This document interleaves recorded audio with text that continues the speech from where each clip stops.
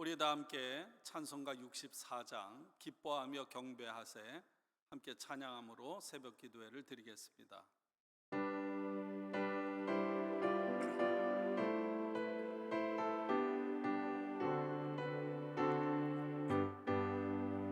기뻐하며 경배하세 영광의 주 하나님, 주 앞에서 우리의 마음 피어나는 것 같아 후회와 슬픔 사라지고 의심 그름 거치니 변함없는 기쁨의 주 밝은 빛을 주시네.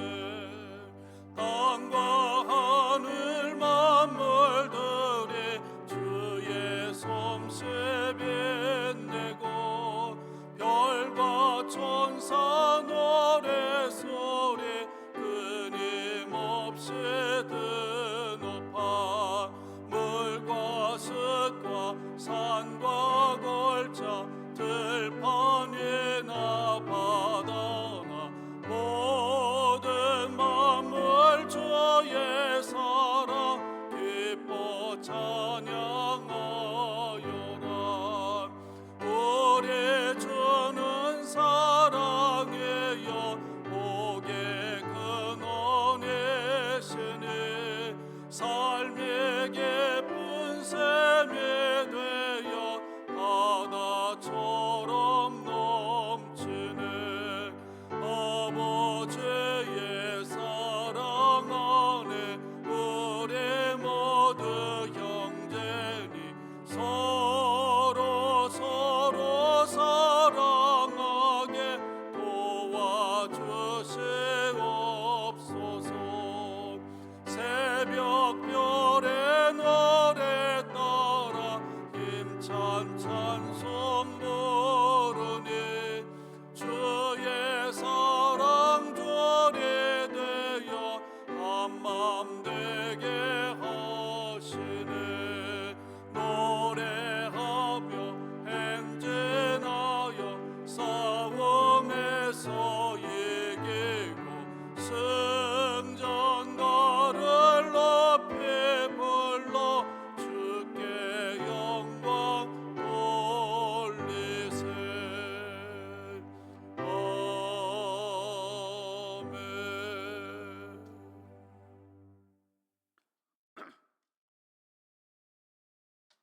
오늘 우리들에게 주시는 하나님의 말씀은 시편 150편입니다. 우리 다 함께 봉독하겠습니다. 할렐루야. 그의 성소에서 하나님을 찬양하며 그의 권능의 궁창에서 그를 찬양할지어다. 그의 능하신 행동을 찬양하며 그의 지극히 위대하심을 따라 찬양할지어다. 나팔 소리로 찬양하며 비파와 수금으로 찬양할지어다. 소고치며 춤추어 찬양하며 현악과 퉁소로 찬양할지어다. 큰 소리 나는 제금으로 찬양하며 높은 소리 나는 제금으로 찬양할지어다.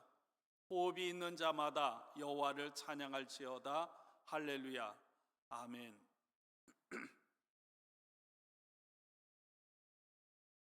오늘 시편 150편으로 시편 전체 말씀을 마무리합니다. 특별히 오늘 함께 읽은 시편 150편은 오직 하나님을 찬양하라, 이런 권고, 명령으로 가득 차 있습니다. 찬양은 우리가 사는 날 동안 영원히 계속될 것입니다. 시편 1편부터 150편까지 우리들이 책으로 보고 읽는 시편은 오늘로 끝나지만 우리의 찬양은 영원토록 계속 이어질 것입니다. 어려운 시기를 살아가는 여러분들의 삶에 주님의 은총이 가득하기를 기도하고, 그리고 저와 여러분들의 삶에 찬양이 가득하기를 주님의 이름으로 축원합니다. 고대부터 이스라엘 사람들 그리고 초대 그리스도인들 오늘날까지 언제나 하나님의 은혜, 하나님의 은총, 하나님의 사랑에 응답하는 법을 배우고 그리고 기도하는 방법을 배우기 위해서 이스라엘 백성들과 그리스도인들은 시편을 읽고 묵상하고 공부해 왔습니다. 그래서 시편은 이스라엘 사람들의 기도 교과서였고, 또 시편은 예수님의 기도 책이었고, 또한 시편은 그리스도인들의 기도 책이었습니다. 이스라엘 백성들 그리고 기독교 전통에 있어서 시편은 그 어떤 책과 비교할 수 없는 기도의 가장 중요한 부분을 차지해 왔습니다. 시편 150편은 크게는 5권으로 이루어져 있습니다. 여러분들 시편을 읽다 보면 1권부터 41편부터 41편까지 제1권, 42편부터 72편까지가 제2권, 73편부터 89편까지 3권, 90편부터 106편까지가 4권, 그리고 107편부터 150편을 5권으로 분류하고 있습니다. 특별히 저희들이 최근에 함께 나눴던 시편 146편부터 150편까지는 할렐루야로 시작해서 할렐루야로 끝나는 할렐루야 시편입니다. 여러분, 시편의 150편 전체의 노래를 마지막에 5편의 이 할렐루야 시편으로 마무리를 짓는 것은 이 전체 1권, 2권, 3권, 4권, 5권으로 이루어진 시편 전체를 상징해 주는 말씀입니다. 시편 전체 결론을 이루고 있는 146편부터 150편까지 5편의 시는 할렐루야로 시작해서 할렐루야로 끝이 납니다. 여호와를 찬양하라, 하나님을 찬양하라, 그분을 찬양하라, 할렐루야, 찬양하라, 이 모든 권고들이 가득 차 있습니다. 특별히 오늘 저희들이 읽은 150편에는 13번에 걸쳐서 하나님을 찬양하라고 권고합니다. 할렐루야, 할렐루야, 할렐루야 13번을 통해서 우리가 이 하나님을 찬양하면서 마지막에는 그 마음 깊은 곳에서부터 하나님을 향한 찬양이 터져 나오는, 폭발하는 거죠. 기쁨으로 인해. 저와 여러분이 신앙생활을 하면서 이런 기쁨들이, 이런 경험들이 우리에게 있기를 원합니다. 여러분, 특별히 우리는 구약 성경에 창세기, 출애굽기, 레위기, 민수기, 신명기, 모세오경을 가리켜 율법이라고 합니다. 하나님께서 모세를 통해 이스라엘 백성들에게 주신 율법, 가르침, 계명입니다. 그래서 그 책은 5권으로 이루어져 있습니다. 하나님께서 우리에게 허락해 주신 말씀, 하나님께서 우리에게 허락해 주신 규례와 명령 앞에, 그러면 그 말씀을 받은 우리들이 하나님 앞에 어떻게 반응해야 하는가, 그것을 시편 150편은 5권의 책으로 구분해서 하나님의 은혜에 반응하도록 하고 있습니다. 그래서 바르트라고 하는, 크리스토프 바르트라는 분은 이런 얘기를 했습니다. 모세의 5책 속에 제시된 하나님의 말씀에 대한 믿는 자들의 5배의 응답이 바로 시편이다. 하나님께서 우리들에게 행하신 모든 일들, 그리고 하나님께서 우리에게 선포해서 주신 말씀들은 반드시 응답을 요구합니다. 여러분, 그래서 믿음이라고 하는 것은 반응이라고 제가 자주 말씀드리지 않습니까? 하나님의 말씀이 선포되면 반드시 어떤 모습으로든 그 말씀에 대한 반응이 있어야 돼요. 응답이 없으면 안 되는 것입니다. 하나님의 말씀은 선포하는 것으로 끝나는 것이 아니라 그 말씀을 들은 사람들이 그 말씀에 합당하게 반응함으로 하나님의 말씀은 이루어지는 것입니다. 그런 점에서 하나님의 말씀이 5권으로 이루어진 것처럼 그 하나님의 말씀 앞에서 우리들의 반응, 우리들의 믿음, 우리들의 순종도 이렇게 5권으로 이루어진 것, 그것이 바로 시편이 우리에게 가르쳐 주고 있는 사실입니다. 시편은 어디에서나 언제든지 호흡이 있는 자들은 찬양해야 하는, 그리고 연주해야 되고 주님을 높여야 하는 노래입니다. 그래서 오늘 시편 150편은 먼저 창조 세계가 하나님께서 세상을 만드셨는데 그 하나님께서 만든 모든 만들어진 피조물들이 하나님을 찬양하고 하나님을 찬양하는 예배에 참여해야 한다고 호소하고 있습니다. 앞에 말씀드린 대로 우리의 삶 전체는 하나님을 향한 찬양의 노래가 되어야 할 것이고요. 그리고 온 마음, 우리의 온 전 존재를 다 담아서 주님을 찬양해야 할 것입니다. 저희 교회가 이곳으로 이사 오기 전에 놀만디 사가에 있는 건물에서 10년 동안 있었습니다. 물론 페이먼을 감당하느라 정말 힘든 고난의 가시밭길을, 죽음의 음침한 골짜기를 통과하는 시간들이었습니다. 그 건물에는 100년 된 건물에 파이프 오르간이 있었습니다. 본당에서는 보이지 않지만 2층 방 강단 위쪽에 크고 붉은 파이프부터 아주 작은 파이프로 가득 찬 그런 파이프 오르간 방이 있었습니다.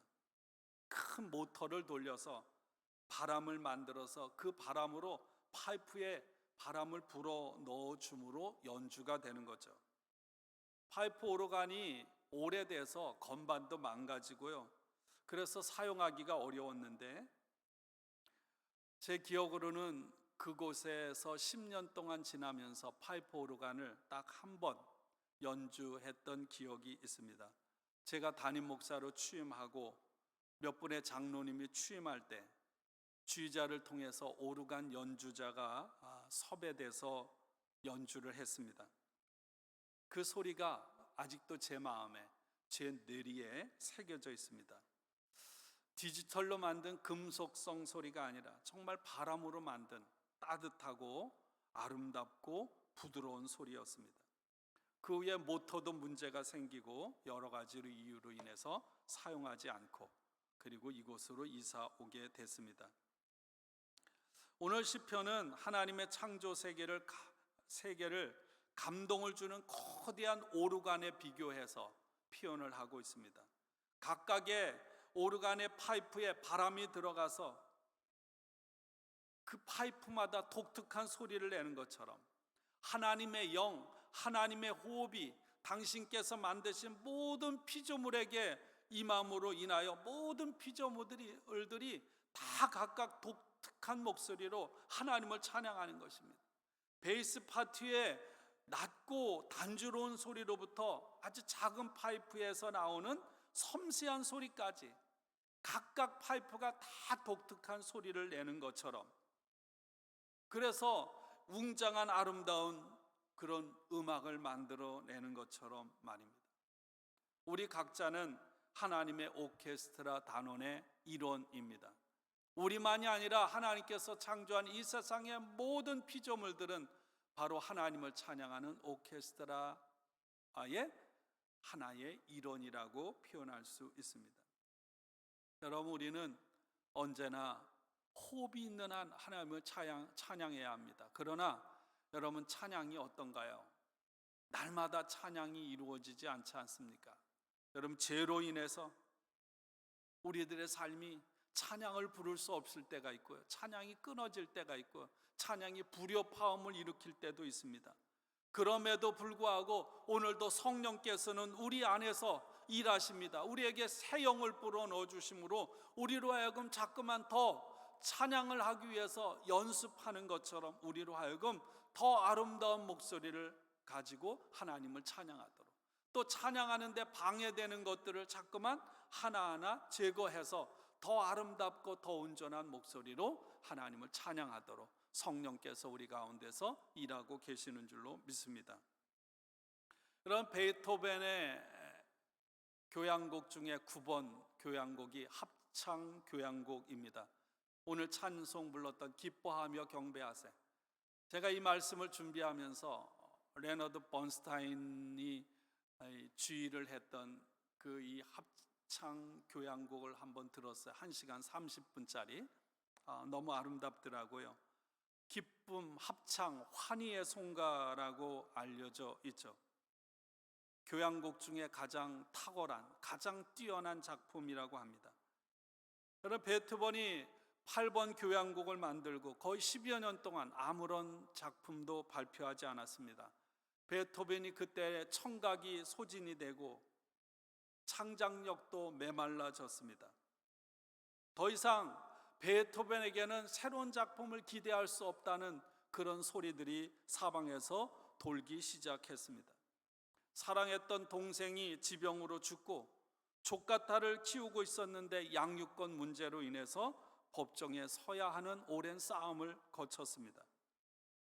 그때 런던 필하모닉 소사이어티로부터 베토벤에게 새로운 교향곡을 만들어 달라는 제안을 받게 되고 결국 7년 만에 이 9번 교향곡을 완성하기에 이릅니다. 정말 기뻐하며 경배하세 터져나오는 기쁨, 터져나오는 창조주 하나님을 향한 찬양을 부르는데요, 그 찬양을 만들기 이전에 베토벤의 삶은 철저한 고독, 외로움, 고난으로 점철된 삶이었습니다. 그래서 이 일악장에서는 평론가들은 이 일악장에서 베토벤 자신이 감당해야 했던, 겪어야 했던 고난을 일악장 속에 반영해 놓고 있다고 말하고 있습니다. 여러분, 청각이 상실돼서 소리의 기쁨을 잃어버리는 그런 아픔 가운데서도, 고통과 좌절, 사랑하는 사람을 잃는 그런 아픔 가운데서도 결국은 베토벤은 하나님으로 인한 최고의 찬양, 최상의 기쁨에 도달하게 된 것입니다. 오늘 시편 150편 전체를 읽으면서 마지막에 오늘 이 시인은 할렐루야 할렐루야 여호와를 찬양하라, 마지막에 이와 같이 정말 시편에는 거의 70% 이상이 탄식시거든요. 고난 가운데서 신음하며 부르는, 그럼에도 불구하고 마지막에 바로 환희의 기쁨으로 할렐루야 하나님을 찬양하라 이렇게 외치고 있습니다. 여러분, 우리들 또한 살아가다 보면 찬양 부를 수 없는 그런 고난의 시간을 보낼 때도 있어요. 그러나 분명한 것은 그때도 성령께서 우리 가운데 역사하셔서 우리로 하여금 여러분 찬양을 할 수 있는 힘을 주시고 연습하게 하시고 위로하게 하시고 격려하게 하셔서 마침내는 우리로 하여금 기쁨의 찬양을 부르게 하시는 줄로 믿습니다. 더불어 여러분, 어려운 때 제가 늘 말씀드리듯 풍랑이는 바다를 헤쳐가는 유일한 무기는 찬양이라고 하는 이 하나님을 향한 온전한 의지, 믿음을 가지고 여러분 고난 가운데 찬양이 끊이지 않는 삶을 살아가기를 주님의 이름으로 축원합니다. 예배,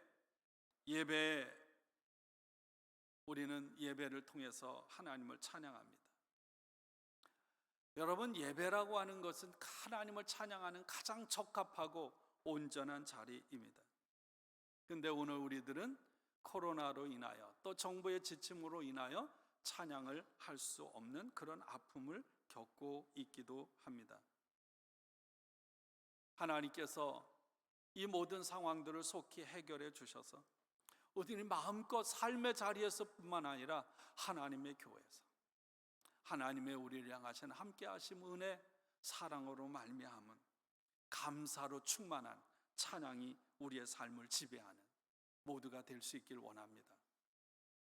찬양은 우리의 삶 가운데 우리가 살아있는 한, 호흡하는 한 영원히 울려 퍼져야 할 것입니다. 단조로운 일상을 깨트리기 위해서 우리의 온 마음을 담아서 악기를 연주할 수 있는 사람은 악기를 가지고, 그리고 악기를 연주할 수 없어도 몸으로, 춤으로 우리는 활기 넘치는 그런 하나님을 향한 찬송이 이어져야 할 것입니다. 나무도 바람에 흔들리며 춤을 추듯이, 그리고 바람이 새의 목에 자극을 줌으로 인하여 새가 지저귀게 하듯이, 바람이 바닷물을 움직여서 파도가 치게 하는 것처럼 여러분 우리의 삶에 하나님을 향한 찬양이 계속 이어질 수 있기를 원합니다. 오늘 2절에 1절 2절에 보면 하나님을 찬양하는데 사람들의 목소리로 하나님을 찬양하라고 말하고 있습니다. 성소에서, 그리고 권능의 궁창에서, 다시 말하면 하늘에서, 그리고 우리가 살아간 매 일상생활에서 언제 어디서나 하나님을 찬양하라는 것입니다. 하나님의 능하신 행동, 그리고 하나님의 지극히 위대하심을 따라 언제 어디서나 하나님을 찬양하라는 것이죠. 하나님은 창조주요, 오늘도 세상을 주관하시는 분이요, 이 세상을 심판하시는 하나님이심을 믿는 믿음으로 찬양하라는 것이죠. 3절, 4절, 5절에는 하나님을 찬양하되 악기로 찬양을 하라는 것입니다. 관악기인 뿔나팔로, 현악기인 비파와 수금으로, 타악기인 소고로, 그리고 춤으로, 그리고 소리나는 재금, 심벌주로 하나님을 찬양하라는 거예요. 여러분, 우리의 목소리로 하나님을 찬양할 수 있어요. 그게 가장 간편하고 가장 손쉬운 거죠. 그러나 악기를 가지고 하나님을 찬양한다는 건, 악기는 오랫동안 배우고 익숙해지지 않으면 연주할 수가 없지 않습니까? 다시 말해 우리의 목소리로 찬양할 뿐만 아니라 오랫동안 준비하는 그런 사람이 악기를 연주할 수 있는 것처럼, 그렇게 하나님을 찬양하는 데 있어서는 즉흥적인 것이 아니라 신중하고 적극적이고 진지하고 오랜 시간을 걸쳐 온 열정과 온 마음을 담아서 하나님을 찬양해야 한다는 것입니다. 누가 찬양해야 하는가? 앞서 말씀드린 대로 사람이든 동물이든 나무든 풀이든 바다이든, 여러분, 하나님으로부터 유래된, 피조된 모든 것들은 하나님을 찬양하라고 오늘 말씀하고 있습니다. 사랑하는 여러분, 오늘 시편 150편을 마치면서 이제 이 시편의 말씀은 끝이지만, 그러나 여러분, 우리의 하나님을 향한 찬양은 끝이 없이 내 생명이 다하는 그날까지, 호흡이 다하는 그날까지 여러분 찬양하길 원합니다. 기쁨으로, 기뻐할 때 기쁨으로, 감사함으로 찬양하시고요, 찬양할 수 없는 고난 중에서도 신음하고 탄식함으로 기도하고 찬양하는 우리 모두가 될 수 있기를 주님의 이름으로 축복하고 축원합니다. 우리 함께 기도하겠습니다. 언제 어디서나 목소리로, 악기로, 춤으로 하나님을 찬양하라. 나를 향하신 하나님의 말씀, 하나님의 은혜, 하나님의 사랑에 언제나 찬양으로, 내면의 감사로, 또한 기쁨으로 찬양함이 하나님 우리 인생을 이끌어가게 하시고, 오늘 베토벤처럼, 오늘 시인처럼 우리의 내면 깊숙한 곳에서부터 시작해서 우리 삶 전체가 기쁨의 환호성을 지르는 기쁨의 폭발이 이어지게 하여 주시옵소서. 예수님의 이름으로 기도합니다. 아멘. 여러분, 오늘 주신 말씀을 기억하며, 그리고 기도 제목을 따라서 기도하시되, 특별히 7월 28일부터 있을 우리 교회학교 BBS 수고하는 모든 선생님들, 목회자들, 그리고 참여할 학생들을 위해서도 함께 기도해 주시기 바랍니다. 우리 함께 기도하겠습니다.